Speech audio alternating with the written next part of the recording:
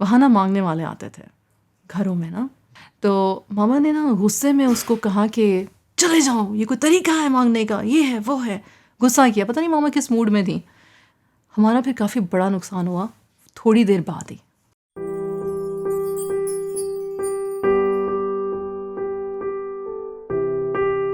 मुझे याद है कि मैं तकरीबन 3.5-4 साल की होंगी। और हम लोग अबू धाबी में रहते थे और वो कच्चे घर थे जहाँ पे हम रहते थे। तो मैं ना बकाला कहते हैं वो छोटी सी जो ग्रोसरी शॉप होती है, राइट। तो जो मेरी अम्मी है ना मुझे वहाँ पे लेके गई, उन्होंने कोई चीज़ें वीज़ें ख़रीदी।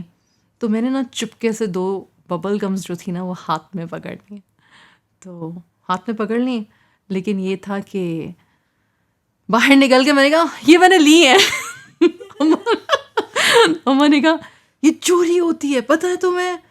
मुझे क्या पता है चोरी होती है कि नहीं, लेकिन अम्मा ने जाके वो वापस कर दी। यार अम्मा आप ख़रीद ही लेती। आज तक मुझे इस बात का अफसोस है।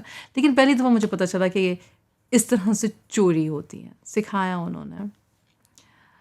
फिर आगे चल के लाइफ में ये बात बार बार इनहेरेंटली वो सिखाती रहती थी किसी ना किसी तरीके से।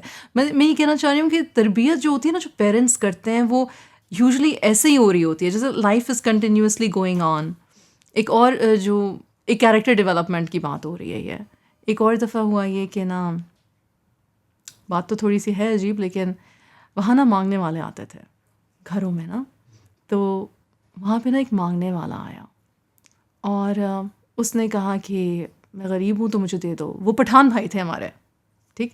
तो मामा ने ना गुस्से में उसको कहा कि चले जाओ, ये कोई तरीका है मांगने का, ये है वो है। गुस्सा किया, पता नहीं मामा किस मूड में थी। तो उन्होंने बहुत गुस्सा किया। वल्लाहु आलम उस आदमी के दिल पे क्या बात लगी क्या नहीं। हमारा फिर काफ़ी बड़ा नुकसान हुआ थोड़ी देर बाद ही काफ़ी बड़ा नुकसान हुआ। और मैंने ना मामा को फ़ौरन उनका रिएक्शन देखा और उनका रिएक्शन ये था कि अल्लाह मुझे माफ़ फरमा दे, अल्लाह मुझे माफ़ फरमा दे। अब वो मुझे नहीं कह रही कि वो ये क्यों कह रही हैं, लेकिन मैं ख़ुद चूँकि सारी चीज़ें देख रही हूँ and I am connecting the dots. तो दूसरा सबक जो मुझे बहुत स्ट्रॉन्गली याद है कि वापस सजदे में चले जाना, झुक जाना। पहला सबक ये था स्ट्रेट फॉरवर्ड रहना, शॉर्टकट नहीं ढूंढो, चोरी नहीं करो, राइट, अपनी तस्कीन के लिए। मतलब अब समझ आता है कि वो इतना इलेबोरेट सबक था, लेकिन उस वक्त तो सिर्फ ये था कि वापस 2 ऐसे चीज़ नहीं खरीद लेते किसी से।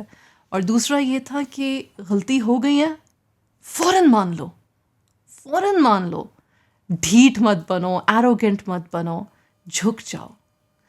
और ये जो उनकी पर्सनालिटी का झुकाव है, पता नहीं, मुझे लगता है कि मैंने वो लिया है।